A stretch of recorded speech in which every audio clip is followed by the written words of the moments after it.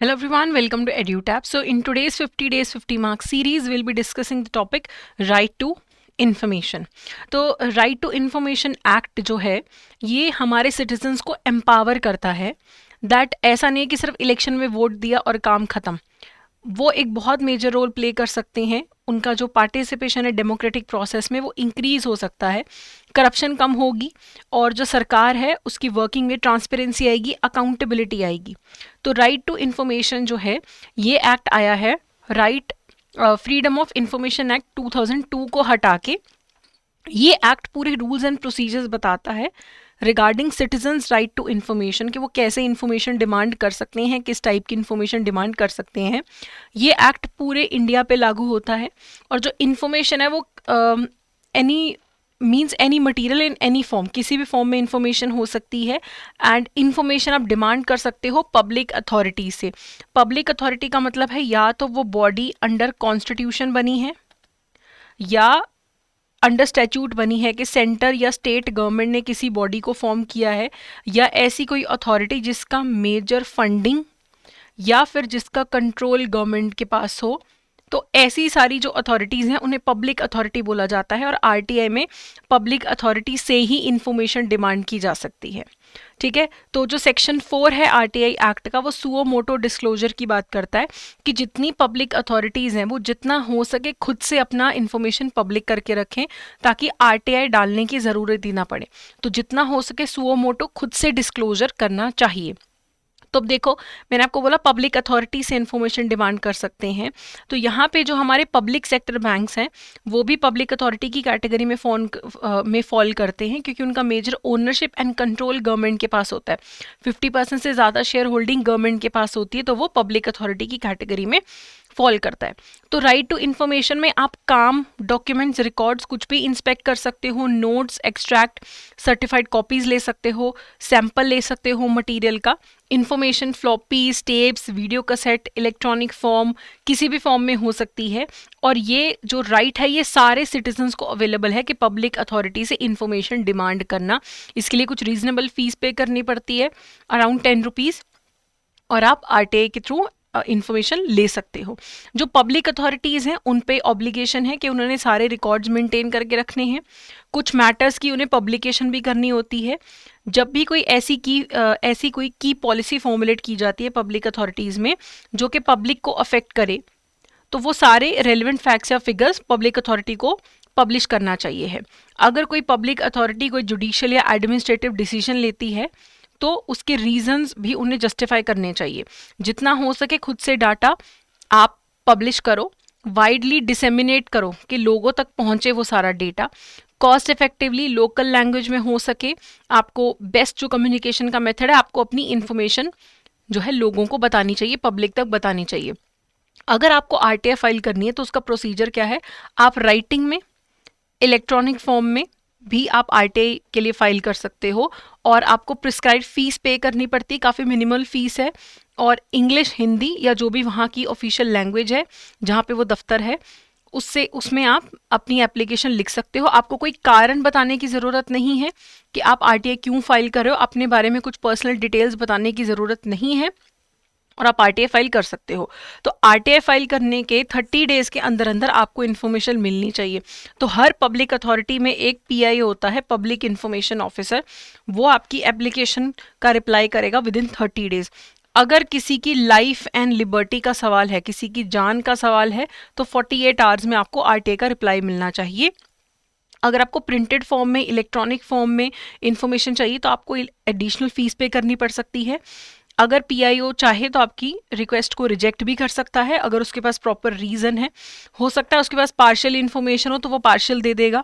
हो सकता है आपने आरटीआई फाइल कर दिया मिनिस्ट्री ऑफ फाइनेंस में, लेकिन वो इन्फॉर्मेशन मिनिस्ट्री ऑफ कॉमर्स के पास है, तो मिनिस्ट्री ऑफ फाइनेंस 5 दिन के अंदर अंदर आपकी एप्लीकेशन मिनिस्ट्री ऑफ कॉमर्स को दे देगा. ठीक है, और ये फिर आपको 30 डेज़ में रिप्लाई करेंगे. ठीक है, और थर्ड पार्टी इन्फॉर्मेशन अगर है तो थर्ड पार्टी इन्फॉर्मेशन हमेशा प्रोवाइड नहीं की जाती है।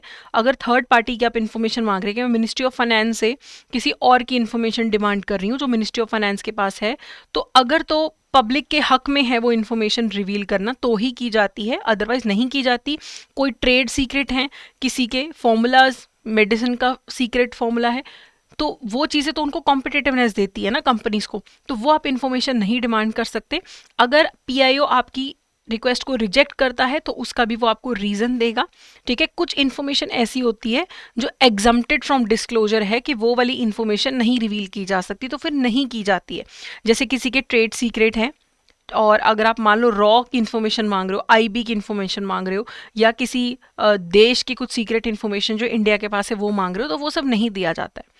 ठीक है, और अपील अगर आपको करनी है, मान लो 30 डेज में आपने आरटीआई फाइल किया, 30 डेज में आपको रिप्लाई आ गया, ठीक है, आप सेटिस्फाइड हो, बात खत्म।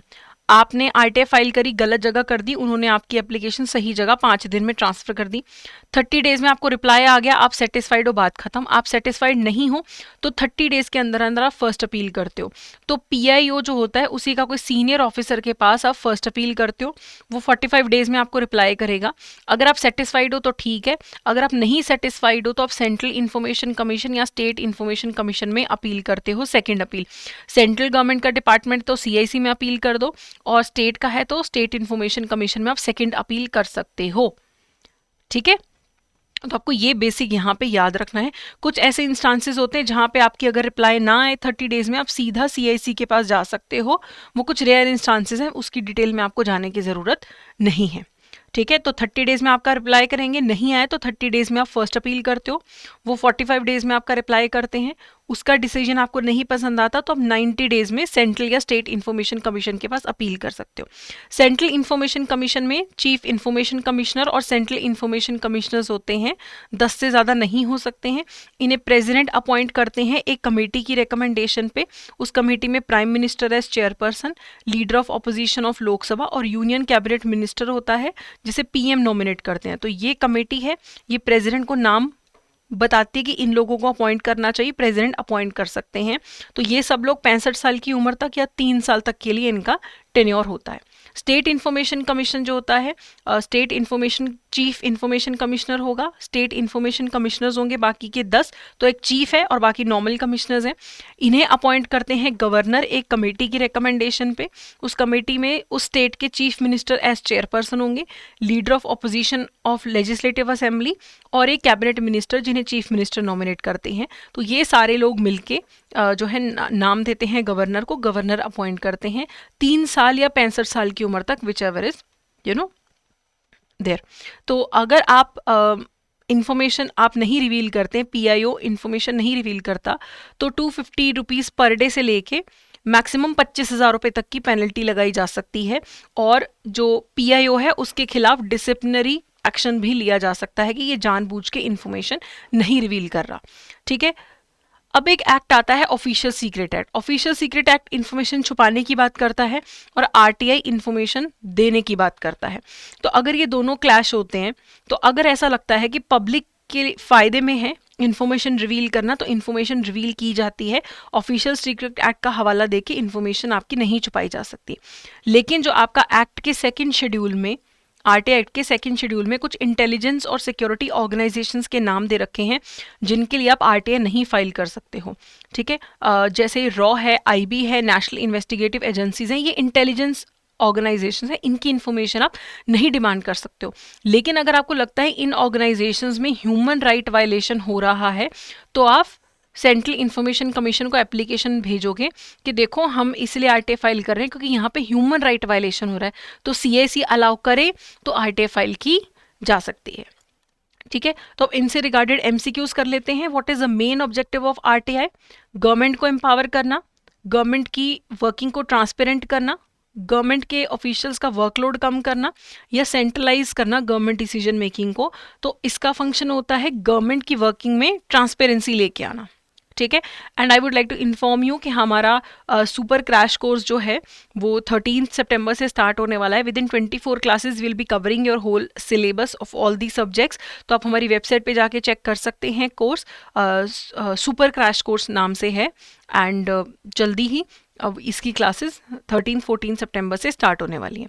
Next is under the RTI act a person can seek information from any public authority. How many days does the public authority have to provide the requested information. तो RTI एक्ट के अंदर कितने दिन में information आपको मिलनी चाहिए? 30 days में आपको मिलनी चाहिए। तो सी यहाँ पे करेक्ट आंसर है। अगला, which of the following statement is not correct about the right to information? It promotes transparency, correct. It allow citizens to seek information from private body. Private नहीं, सिर्फ पब्लिक अथॉरिटीज जो होती हैं उनसे information demand की जा सकती है, ठीक है। PIO is responsible for providing information, correct. RTI empower citizen to question the government. आप गवर्नमेंट को क्वेश्चन कर सकते हो। तो बी यहाँ पे इकलौता इनकरेक्ट है, तो वही हमारा करेक्ट आंसर है। अगले क्वेश्चन का आंसर आप मुझे कमेंट सेक्शन में दीजिएगा। What is the maximum penalty for non compliance with the provisions of RTI by a public information officer? Maximum कितनी पेनल्टी लगाई जा सकती है PIO पे अगर वो RTI की प्रोविजंस नहीं मानता? 10, 20, 25 या 50,000? इसका आंसर आप जरूर हमें कमेंट सेक्शन में दीजिएगा। वीडियो अच्छी लगी तो जरूर लाइक एंड सब्सक्राइब करिए। So that's it for today. Thank you so much.